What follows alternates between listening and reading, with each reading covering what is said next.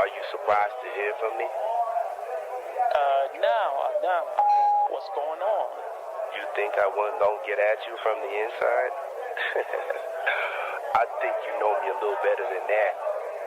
We can't be talking right now. Well, Diddy is just a working class stiff while he's at Fort Dix. So when you're at a prison and somebody says, you read any good books lately, Diddy is the answer. He's the guy to go to because we got video of him at Fort Dix reporting for work. Before the voice even breaks through, the audio crackles, distorted, compressed, like it was captured off another phone in a hurry.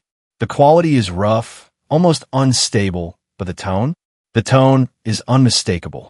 Unmistakable enough for listeners to lean in closer. Unmistakable enough for timelines to pause mid-scroll. And in that brief, suspended second, before anyone has full context, the internet doesn't just react, it explodes. With all due respect, my brother, how is your wife doing? I heard she's spending a lot of time on the farm, and she loves talking to a pig. I told you when I went on this little road trip, I wasn't going to invite you, but I could change my mind. You understand? Listen, everything all good. We just can't talk right now. Now, how about I just talk and you listen? You told me the storm would just come and go if I lay down and stay quiet, but the weather seemed to be getting worse. You know, I could be catching a cold, so I need to make sure you send me some vitamin E and my special K cereal. Yo, relax. Some things fell through, but everything will be back up soon. Just keep calling your family. You'll be with them soon. Oh, I'm doing the same thing for Thanksgiving. Make sure you send it straight to the Shade Room and TMZ. Make me look like a good father, and all I need is one juror to be on my side, and this case is over. Make sure them Amazon deliveries get back on schedule, then there won't be no need for us to talk right there. Just chill out, Puff. I told you I'ma get it done. You know, I've been thinking about watching a movie lately. It's called Eyes Wide Shut. Have you seen it? It's got a real famous celebrity in there, don't it? Yeah, Tom Cruise. What's your point? Is that who it is? Man, I thought it was a different celebrity. I guess it might have been a different movie. You know, I got a lot of movies on my mind sometimes, and I get the actors confused. Some of these actors are so good, they act like they don't even know they're being recorded. Your wife did a few movies, didn't she? And make sure you keep the worm food away from my house while I'm gone. It gets messy. Too many insects start digging around. Remember when I cleaned up the worm food around your house? I kept a sample in case you need it. Oh, really? Listen, don't push your limits, Puff. I ain't the one to play with. You in there, and I'm out here. Oh, and don't have another Kit Kat. It's bad for you. She made me gain weight. And get 44 on board again. Make him pull some strings again, or else. Why Oprah staying quiet? Why Ellen moving to another country? Why Leo been in Fiji for months? We already ruined my fucking name. And you know what that means?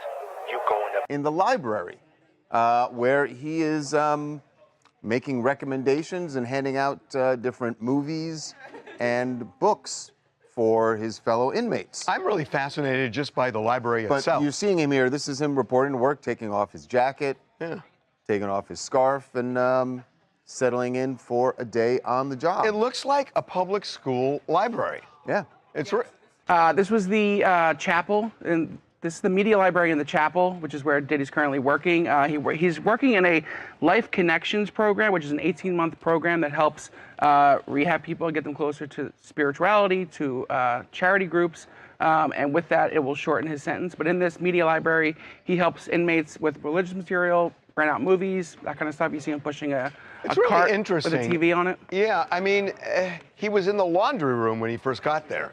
Yeah. This Because when a titan who once controlled arenas boardrooms, and entire narratives is suddenly heard speaking from inside a cell. The contrast hits instantly. Power versus confinement. Spotlight versus concrete walls. That alone is enough to shock people. The call was never meant for the public, and that's exactly why it feels explosive. It sounds unfiltered, unmanaged, almost too real. And in a world where every celebrity moment is polished and packaged, raw audio carries a different kind of weight. It feels like truth, even when the full context is missing. Within minutes of the clip leaking, timelines flood. Reaction channels replay the same few seconds on loop. Comment sections divide into battle lines. Supporters hear resilience. Critics hear vulnerability. Everyone becomes a tone analyst, dissecting pauses, inflections, breathing patterns. The voice itself sounds different, less amplified, less theatrical, still controlled, but stripped of the echo chambers and applause that once surrounded it. Then comes the statement, allegedly on record, allegedly intentional, supposedly meant for one person, but now consumed by millions. It's not long. It doesn't have to be, because when words come from confinement instead of a stage, even a single line can carry more weight than an entire speech. That was his first There's assignment. got to be a promotion. Yeah. It feels like a promotion. It feels like maybe he tried the lunchroom and put in a request for something different. Yeah, it does I mean, believe he is a it does media sound like mogul. he used maybe possibly some connections to get a better job. So here's my question. I mean, that's the story. Yeah. My question is this. So Diddy had a certain persona before he got in all this trouble. And now he looks very different, very much older. Yes. When he gets out, Does he? Yes. Does he join the Hair Club for Men? no, the Just for Men Club. Just he for still Men? has hair. I don't know what it's called. I mean, you tell me. What? I'm sorry. I mean, Just every for other Men photo, Club. this is the first we've seen him without that hat on, and the first we've seen actual footage of his hair. So I feel like he's not proud of it. He wears that hat a lot. So I No, feel we like, saw him Also, it's without. cold. We saw him without a hat. We've seen him No, without it, but also it was cold with the photos we had before he was out in the yard. Yeah, yeah, yeah. Could have been cold, but So what does he do? what does he do? Yeah, I think he does dyes he or it. doesn't he? I think he I does. mean, that's 2 years, 2.5 years from now. I know. I'm just asking.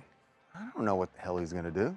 I mean, Guess it depends on what you've his- been public relations adjacent, dealing with all Right. sorts of people for It depends years. on what he wants to do when he gets out. Is he going to try to get back into show business? Is he going to be actively involved with artists? Then yeah, then he might. Depend. I was don't just, know. I don't know. I was just curious about that. So He's got options. Eric's right, by the way, when he says that, what you get is you're in federal prison, you get 15% off the top for good behavior, and then there are other credits you can get for your work job. and various other things. Do you get so more- all of this counts. Do you get more? Can you take several jobs and get more credit? I don't know that you can take some. You Yeah. work, Hey, you man, work how many 20 jobs hours you a got? day. I don't. I don't think you can do that. Sharice from Miami. Diddy looks happy. Why in every clip he's smiling?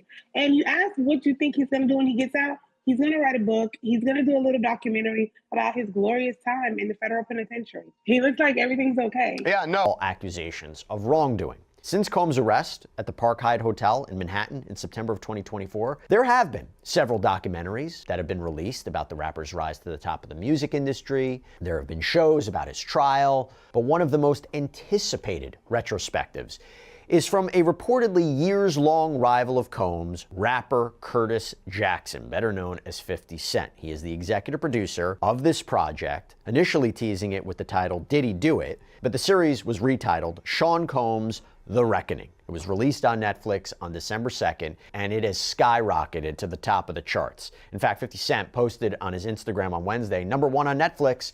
If you really like this docuseries, I'll make more, LOL. Now, the documentary's director, Alexandra Stapleton, said in a statement to Billboard, quote, "This isn't just about the story of Sean Combs or the story of Cassie or the story of any of the victims or the allegations against him or the trial.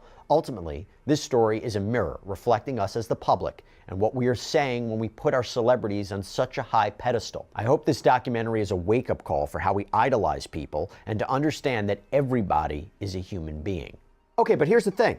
Just one day before the series was set to air, Combs' attorneys sent a cease and desist letter to the streaming giant, calling the documentary essentially a hit piece, demanding it be removed. Now we're going to take a closer look at that letter, the arguments that Combs' team is making for all of this to be taken down. But first, I want to talk about some of the biggest, maybe most shocking moments from the series, and then we'll get to the C&D letter. So to do all that, I want to welcome back on Elizabeth Vulai, legal counsel here at Law and Crime, who knows